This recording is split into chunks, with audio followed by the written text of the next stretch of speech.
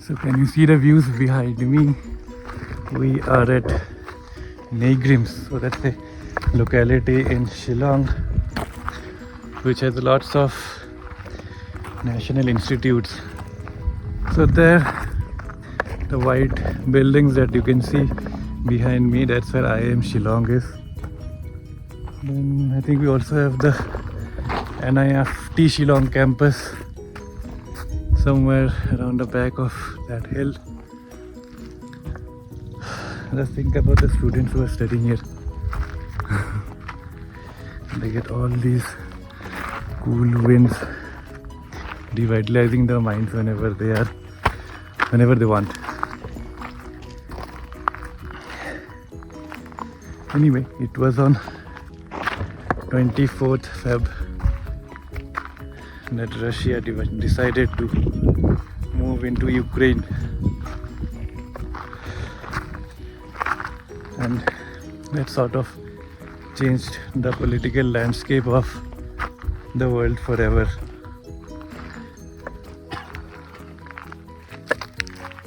So the entire build up around the date had been like Putin is amassing somewhere like 100,000 troops on the border, and the Western media was always going gung-ho that he can invade at any moment, and finally he did.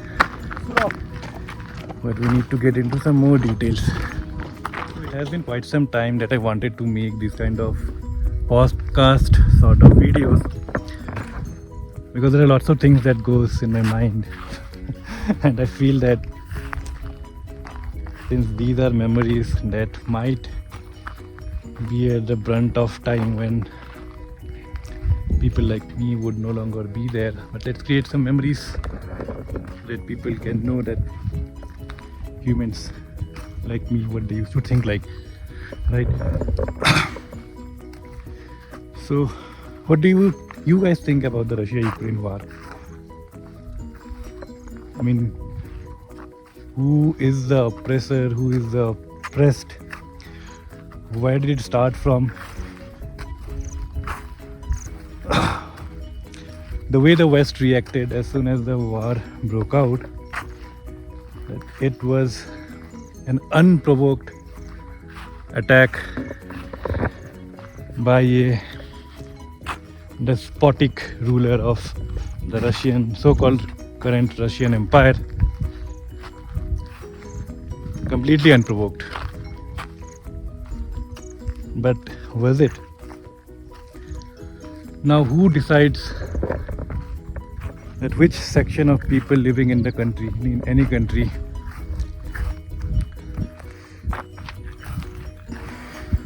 are oppressed or are the oppressor?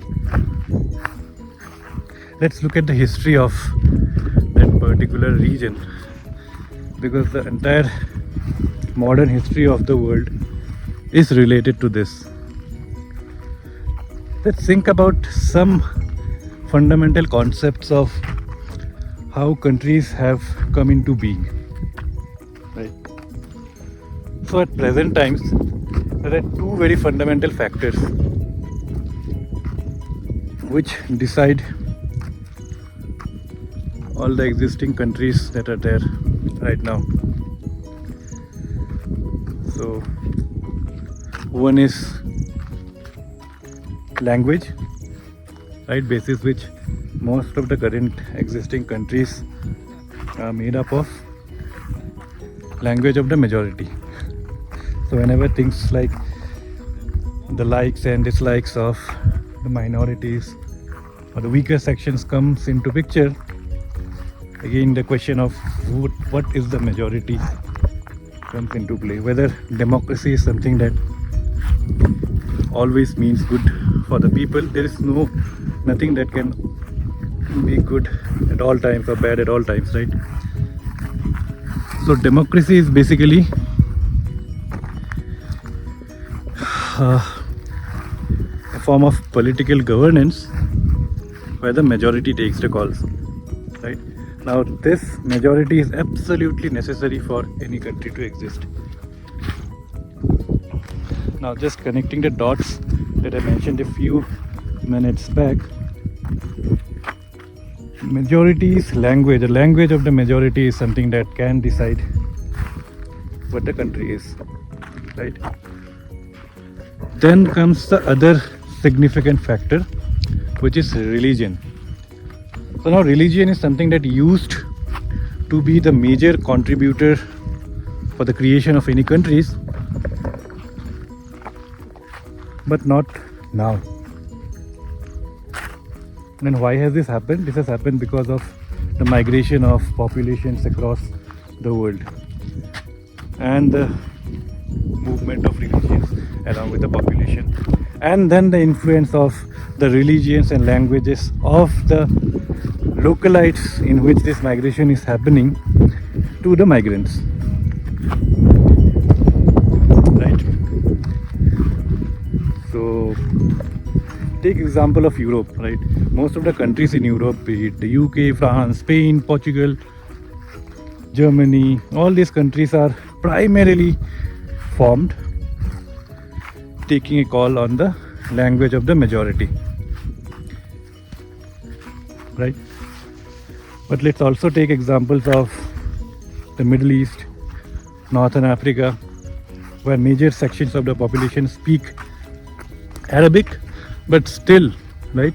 Consider Libya, Algeria, Morocco, Egypt, whatever, then Saudi Arabia, Yemen, Oman, UAE, right? There, he's trying to be friendly with me.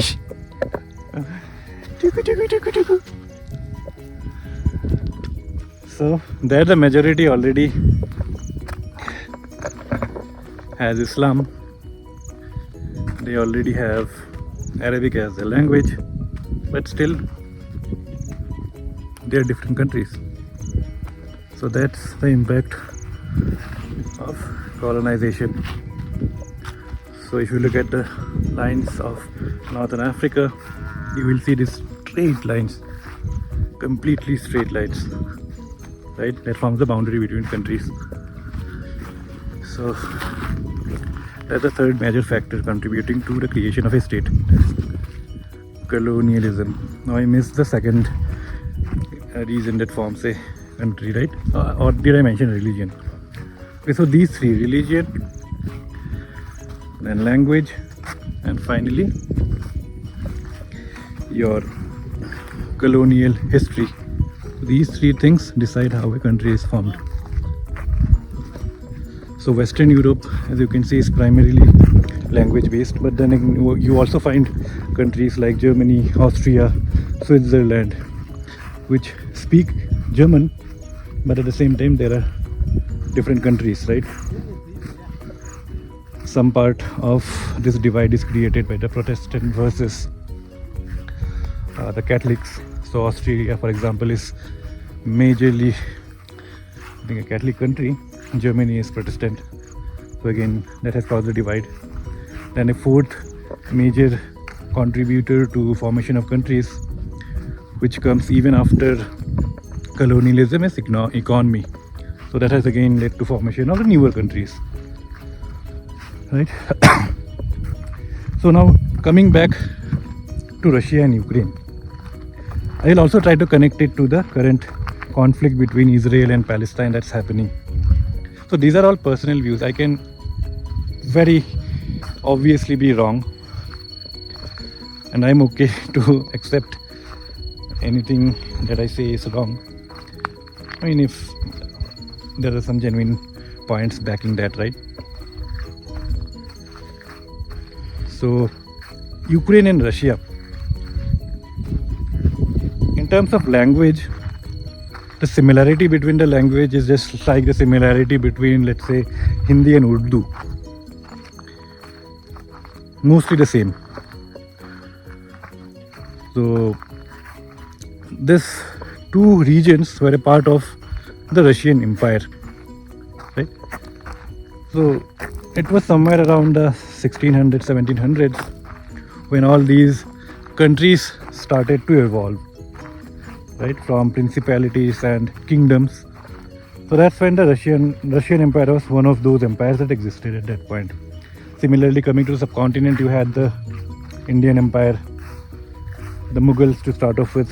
Then to start off with, in that context of, let's say, 1400s and 1500s. So we can delve deeper into the more historic situations in some upcoming videos, right? So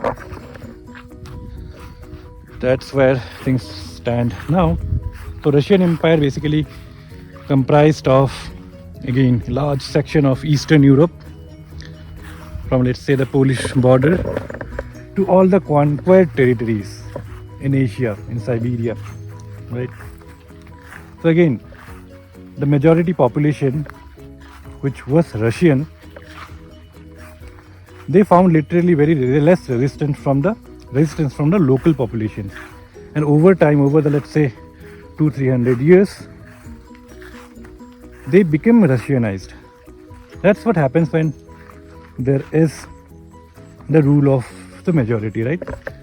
An amalgamation happens between the minorities and the majority. So everything was a part of Russia. Now just think about how the US was at that point of time, right? So US, I mean, if you compare countries that are formed from the 3-4 reasons that I explained, right? Religion, then your language, then colonialism, economy, etc. So US is something that can primarily be reasoned to the, let's say, some part of it be related to economics, and so it's not a traditional country. So all these migrants from Europe, they started looking for more space where they can find more resources, because Europe was constrained, right? It's not a huge chunk of land. So they explored other territories.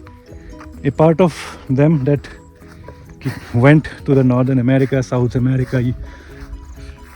So they found largely vacant tracts of land, much larger than even the size of Europe. The local population, just like I mentioned some time back, right? How the Siberian nationalities got overpowered by the Russian nationality, right? So that is something that happened in the Americas, Australia, New Zealand to some extent, right? These had very small human populations, local populations, and the migrants, literally because of the strength of their economic development as well as technological development, they just overpowered the local populations, right? So US, the way we talk about Europe right now, right, that their influence is decreasing day by day, because Europe has migrated to the Americas, right? So these are like if, let's say, I became fairly successful in life and then my son becomes even more successful, he goes out of the home that I created and made his own home with his own inputs, taking some factors from me and other advantages that he would have got because of me, and then he built upon those and created a separate home. Now, is that my home? Is that not my home? So this is what historically I think US or Canada or Australia and their relations to UK or the traditional powers like France, Spain can be think of like. So they are the current generations of the historical Europeans. So that's why they take the call, not the Europeans anymore. They are like the parents of these modern civilization that have come up across in these new territories. Now the same migration also happened in the east, let's say China or India or any of the Southeast Asian countries like Indonesia, Malaysia, Philippines, etc. So the British came to India, some other, let's say the Dutch came to the Southeast Asian countries, etc. Right? And over time, one country would have consolidated the power over the other. And the Europeans basically, they split things up. So they had their own they knew about each other in a much more detail, right, compared to what the host countries like China or India would have known, right? So they split the resources accordingly. So if you look at current India, a lot of the inputs that would have gone to the existence of India right now can be credited to the Mughals to some extent, the British Empire, which united even more parts of the country, the religion of the majority. Language actually is a very dicey topic for India because it unites a large section of the population but not a overwhelming absolute majority. So to some extent religion is something that plays a more important role in unifying the country right now.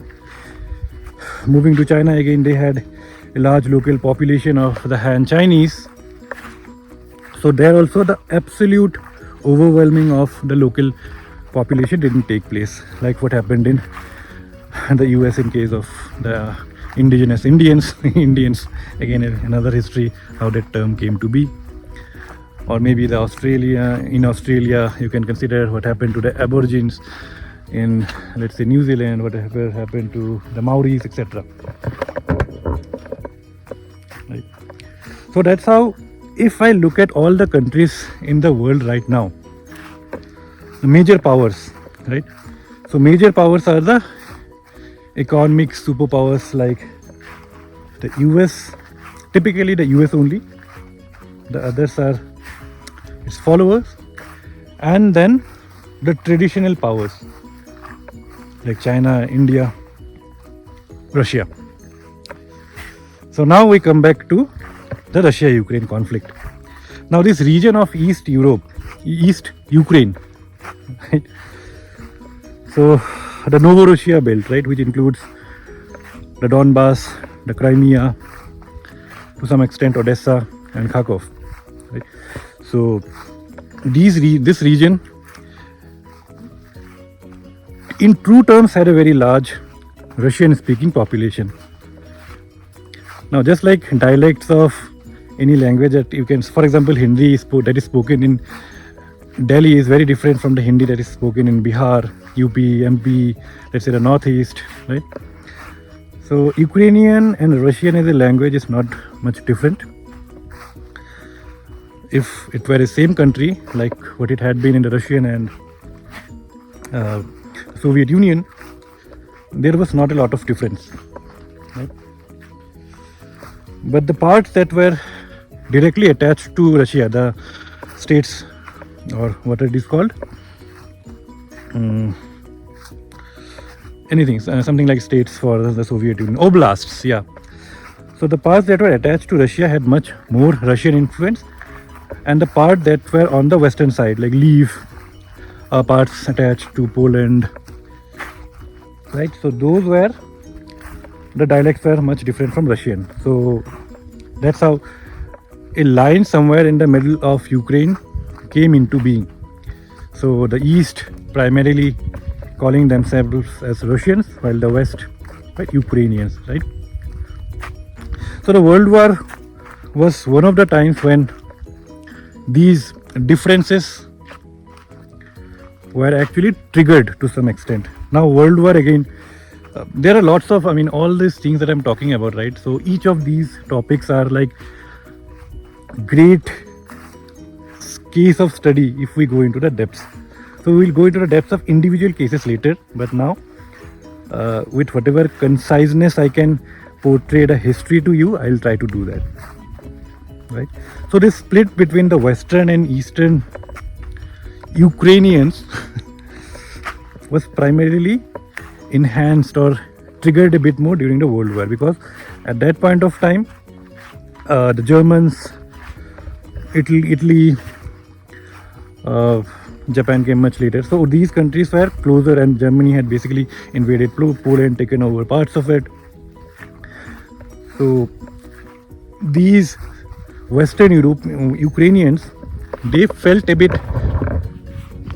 closer towards the Europeans. Primarily their objective was to get freedom from the overwhelming majority that Russians had a hold in the Soviet Union, right? Something similar can be extrapolated to how the INA was formed, right?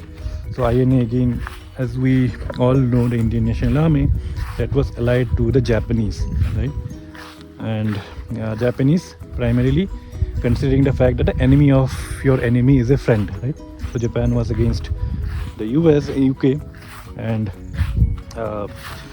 so a coalition between the local population of India, which was oppressed by the British, and a section of that, if could connect to the Japanese and then create a major conflict, that would have helped, right? So that's how things were.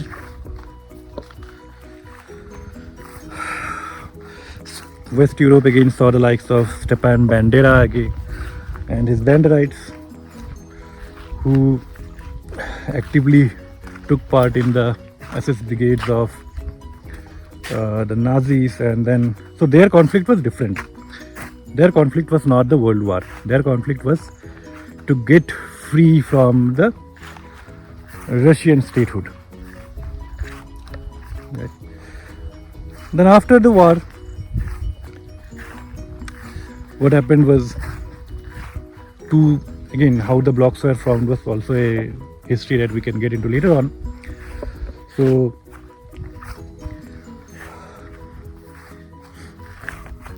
the Soviet Union was still one of the winners, and it was sort of one of the two global superpowers, right? The other being the United States. And it was the same country, so Ukraine was still a part of that larger Soviet Union. And because of the win of Moscow, and because these regional elements partied with the Nazis, they again got subdued. So post that was a long phase of time where the Cold War took place, right? The Cold War again is a very interesting topic. We can get into it maybe later on. A very interesting topic, right? So at the end of 90s, the biggest strategic defeat, not in terms of lives, but in terms of a superpower, took place, right? The Soviet Union disintegrated. The biggest win that US achieved in the history of its existence of 400 years, right? And Ukraine became independent. Now the division of countries are also, I mean, what I have felt from whatever current countries are existing, it's a very dicey thing. I mean, divisions are never done that can resolve the conflict forever. So a part of the conflict will always remain alive whatever kind of division takes place, right? So I'll get into many more examples later on, right? Who's calling me? It's late. So again, I'll try to continue the story to some level till the time I reach our car.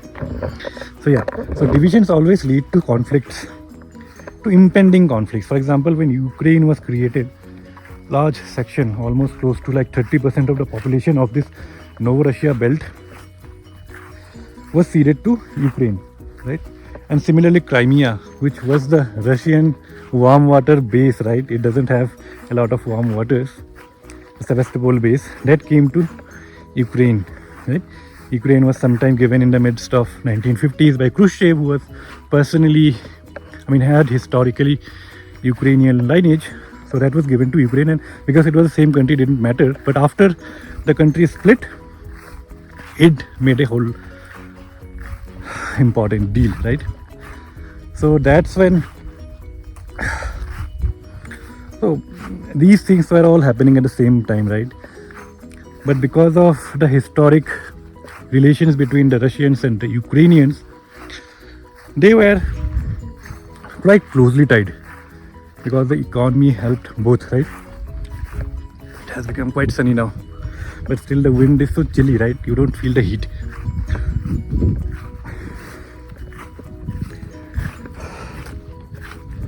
So, but then because they split over time. The differences were supposed to come up, right?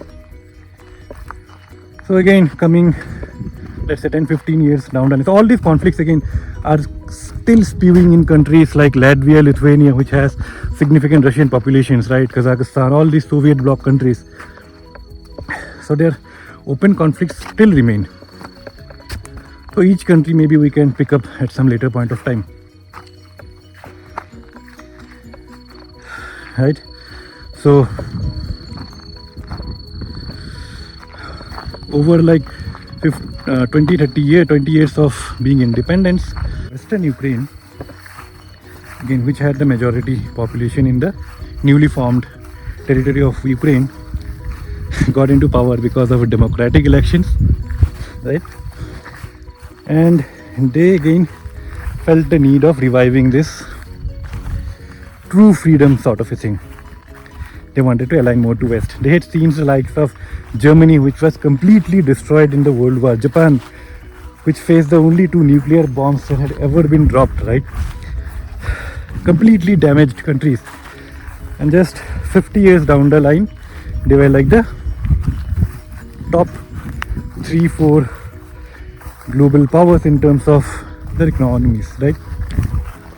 So conflicts and destruction is temporary. That's what's happening in Ukraine right now, right? They still have the hope that even if the country is completely destroyed, then also in the next 50 years, if things fall in place, no one would care, right? They can become as developed as, let's say, Germany or Japan. So they wanted to move closer to West, and West, again, once you have achieved power, right, it's very difficult to give up on power. So the NATO, which was formed as an alliance, practically US only, and its allies, its forefathers in the European Union, right, they didn't cede the organization even after the Soviet Union collapsed, right? So what happened then? They started expanding their influence even further. Power is addictive, right? You have always to fight to increase your power. You cannot maintain the status quo. If you try to maintain, your power will come down over time. That's a fact of the matter, right? So they started to feel that if they are part of the NATO and European Union, that's not the primary objective. They can also see the same likes of whatever, let's say, Germans and the Japanese had seen, maybe even Korea, right, which was again a satellite state, Southern Korea of the US, and just look at their economic status compared to what North Korea is, right? So the temptation is there. The temptation is there. So they wanted to move closer to NATO, and Russia, again, it has its own faults, right? It is an emotional country, and it is a country whose colonies are within its sphere of influence, right? So it will always try to defend people who call themselves Russian against whatever the aggression would have been. We have seen this in, let's say, Georgia. We had seen this in Azerbaijan, all these smaller countries which have seen Russia's iron hands whenever they tried to move away, right? So Georgian history, again, I will get into detail in some other video. So now what happened was, Ukraine, the leadership decided to be more aligned to NATO. They literally, I mean, in each and every meeting that they had with NATO, they requested or begged or touched their feet or whatever they could do in their rights to be a part of NATO. Now, what does being in NATO means? Funds, yes, obviously. Protection, yes. The Article 5 states that an attack on one is the attack on all, right? And thirdly, let's not get into the other reasons, right? So they wanted to apply for NATO membership, but there was a significant population that wanted, and again, what NATO also brings was, I mean, there can be no internal conflicts or conflicts with any country before a country that can finally become a part of NATO, right? So no conflict should be there. So they tried to get into NATO in 2008, right? They saw what happened in Georgia, and before something similar comes up, they wanted to apply, right? But they didn't know whenever they apply, the same problem will definitely come up again. That's what happened, right? How can Russia lose its own military base, only warm water base in Crimea that has been built up over civilization or centuries? How can they just give it up, right? Not possible. And the Ukrainian government, on the other hand, was showing all its signs to become a part of NATO, and NATO was also trying to put some more oil in the fire by telling them that yes, they can be at some point of time. Their whole objective is to unify Europe into a democratic alliance. So all these blah blah things were going on. While these things were going on in 2014, Russia took a preemptive step and captured Crimea. The population was Russian aligned, so it didn't mean a lot for them to just change nationalities. Most of them had dual citizenship also, right? And they got hold of Crimea in no time at all. The West as well as Ukraine were completely taken aback. This is not something that the formation of countries or annexation of countries is not something that is expected to happen so easily given the complexities of global geopolitical scenario. But that happened, right? Completely taken aback.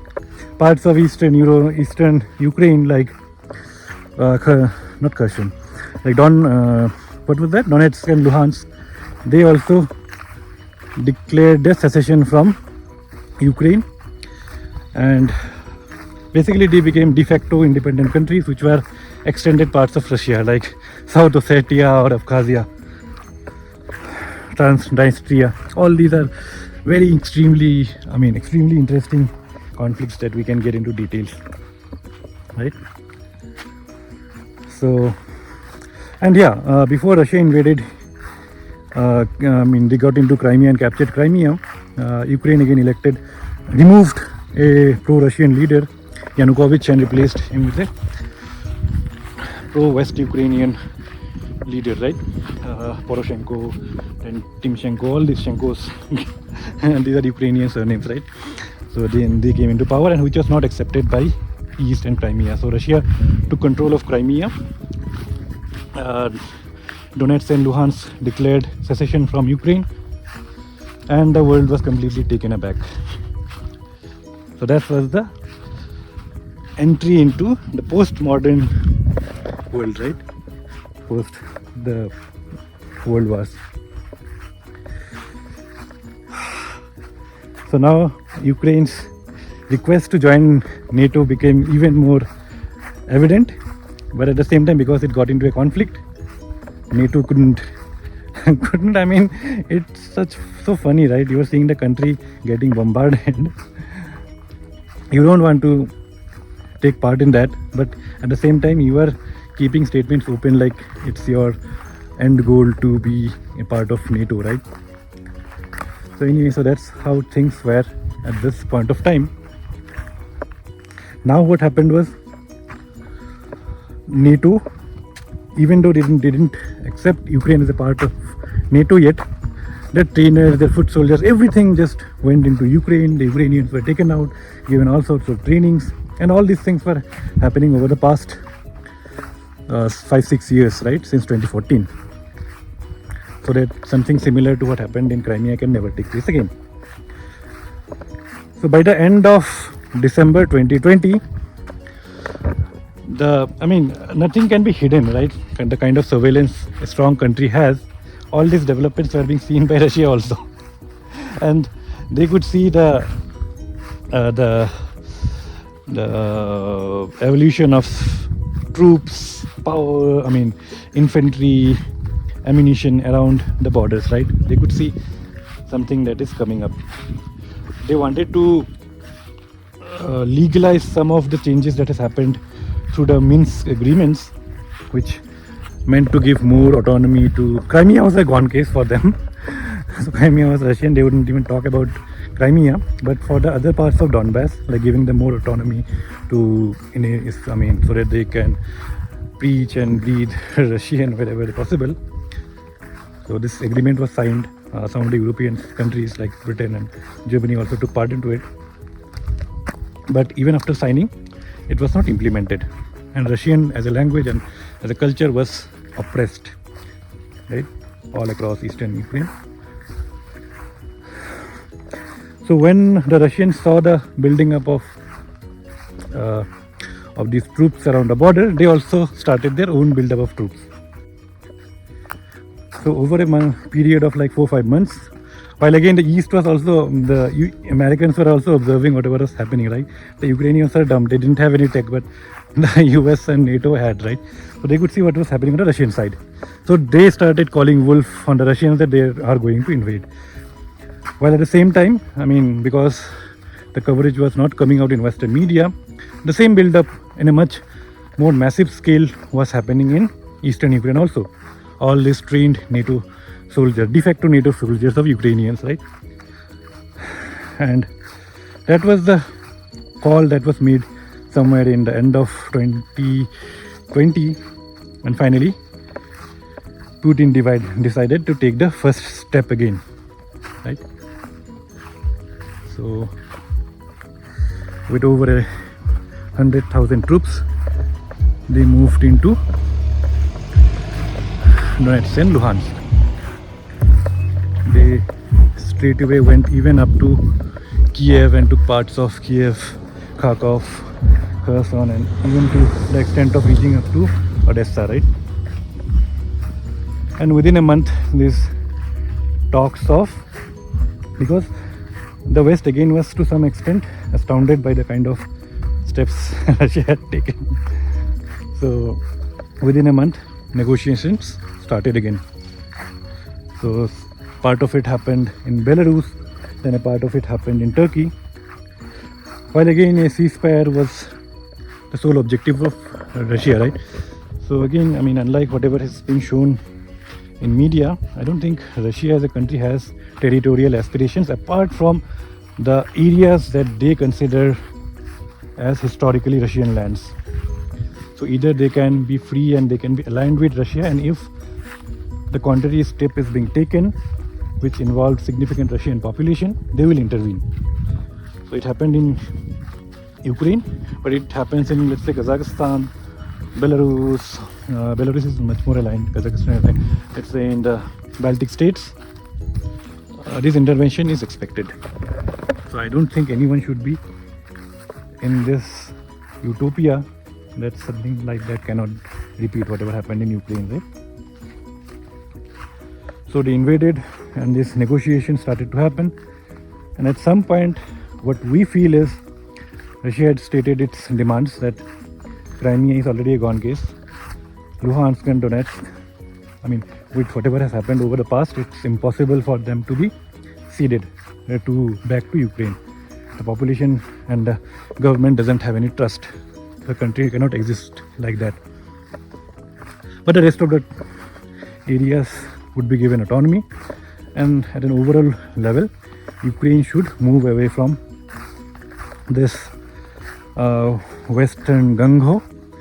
So the stated goals of the special military operation that Putin calls this war was the demilitarization and denazification of Ukraine, autonomy to Russian subjects and the Russian speakers. That's all. And whatever territory has gone back, those cannot be taken. Even at that point of time, Donetsk and Luhansk had not become a part of Russia, right? Now this talks fell off. At some point, Boris Johnson visited Kiev, he met Zelensky, and the talks were dropped. And soon after that, what happened? Russia organized these. So while these talks were happening, right, Russia left Kiev and parts of Ukraine which they didn't actually want to take up, right? So those parts were given back. But since the talks were completely dropped, within a couple of months, So within a couple of months, referendums were done in Kherson, Zaporizhia, Donetsk and Luhansk, where again the absolute majority, whether it was helped by the Russian government, I mean it was a fake referendum, or whether the actual people wanted, the referendums came in favor of joining Russia. So the annexation of the 4 more territories along with Crimea, which had a referendum way back in 2014, happened, right? And they became parts of Russia. And around this time, the Nord Stream was also blown up, most probably by the US, because the president of US, Mr. Biden, literally threatened Russia with the same thing. If Russia were to invade, he will blow it up. And now that it has gotten blown up, which needed extreme technical capabilities that most probably US and NATO had, but still people are trying to create confusion on this obvious fact. And the winter started, years passed, all sorts of news, whatever is happening, something that could keep up from the Western media about Russian oppression, shelling, fake shelling, everything is going on like this. And the Russian side, I think Russia Today, to some extent CGTN and the Indian channels give some perspective of the Russian side of things, but mostly that's what has happened over the past close to 2 years. Now any sort of war has a shelf life, right? Can you name any war that has stayed in its same war-like situation throughout centuries? No. Right? And the demands that Ukraine currently has, that if Russia cedes back all the taken territories, including Crimea, back to Ukraine, the war can stop at any day. Now, the peculiar things about conflicts is, I mean, there are status quo made to avoid conflicts, right? Now, at any point, if that status quo is broken, right, peace cannot be achieved with the same status quo. Just mark my words, right? So the status quo was the separate independent countries of Russia and Ukraine, right? Now when the war happened, that status quo is already broken. Peace is already broken, right? Now it cannot happen. So now if Russia were to give back territories, it would be a strategic failure of the state. The state might not exist. So it's an existential threat for them. On the other hand, Ukraine, because it has been funded entirely by the West, it is trying to portray it as a loss for the West if a new status quo is achieved where the territories taken by Russia are given to Russia. So they also cannot allow this. So only some sort of sanity and the greater good of humankind can pull the countries out of this weird situation, right? So it's the same status quo cannot be reached. The pre-2014 situation cannot be reached. Just like it's difficult to achieve the Soviet Union of the 1991 because that was already broken, right? Or the British retaining India because that status quo was again broken. So whatever the Britain does or India does, they cannot come back to the status quo that was available before this independence. So it's at a complete stalemate.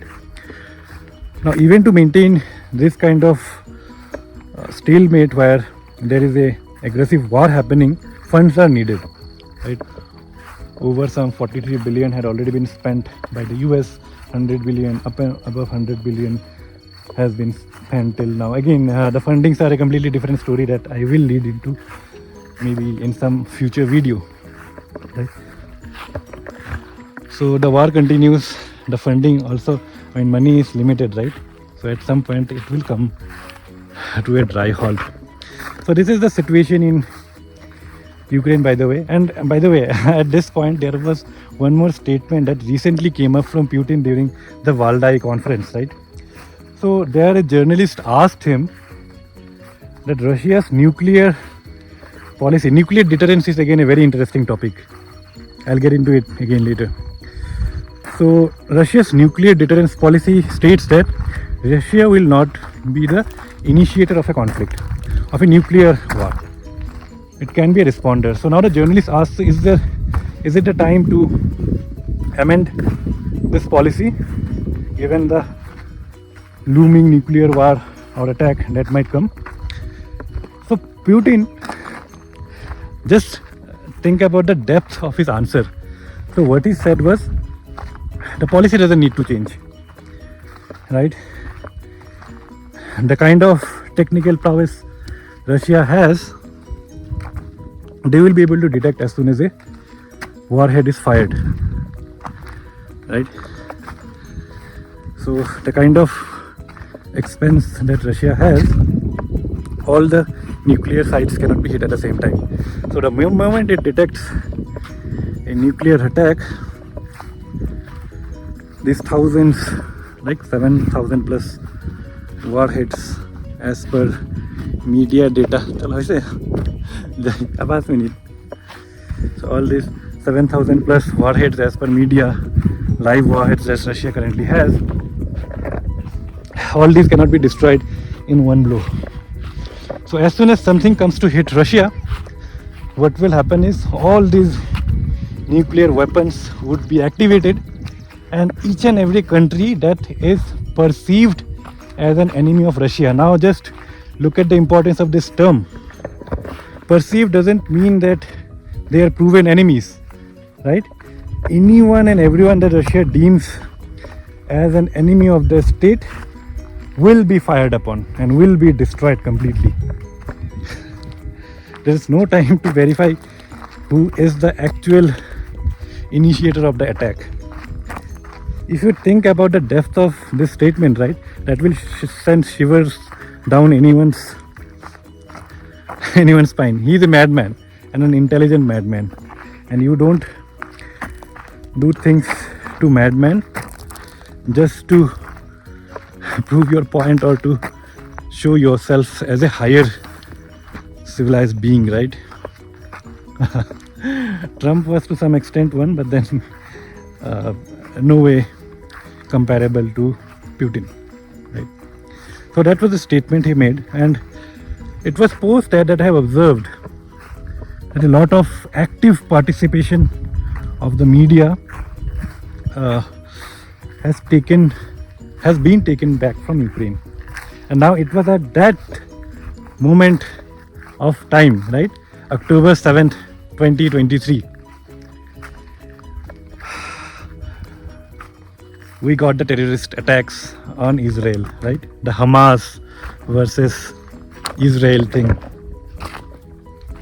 And the entire coverage of the war in Ukraine. Entire visible support across any channel, across any media that was there for Ukraine has been completely diverted to the Israel-Palestinian conflict. Again, a very interesting topic, as interesting as the one that we just talked about in this video, right? So I hope, in the next video, I will try to take it up. What is this Israel-Palestinian conflict, and what is the history, what is the world heading to, what is the position of the different countries. I'll try to take it up in the next video. It has already been a very long video, the first one that I have made. So the coverage is completely moved from Ukraine to Israel now. The West media, which was supporting Ukraine and against Russia, who was an invader in that case, completely moved to support Israel, who is the invader. I'm not considering the terrorist attacks. So that was terrorist attack by Hamas was something, but the invasion that they are building up for Gaza is something completely different. So just like Benjamin Netanyahu said that nothing can justify this horrendous attack on Israel by Hamas, can anything justify the attack that Israel is doing on Gaza Strip? Does anything justify that, that's something that we will pick up in the next video. And I don't know, I mean, how the things are progressing, because Netanyahu day before yesterday gave out a 24-hour deadline for all the Gazans to leave their prison, and things are moving very fast, right? Zelensky is way out in support of Israel. All these countries, right? The mix and match of countries we will discuss further in the next video. So yeah, the Ukraine-Russia war is at a complete media stalemate now. I mean, things would be moving on ground, especially from the Russian side. They have always had the advantage. But let's see how things progresses. It's a long video finally. I mean, I have been thinking about creating contents like this. But finally, when I am in Shillong in Nagrin's Hill, I finally got the time to make this one. So yeah, see you next time with the Israel-Palestinian conflict.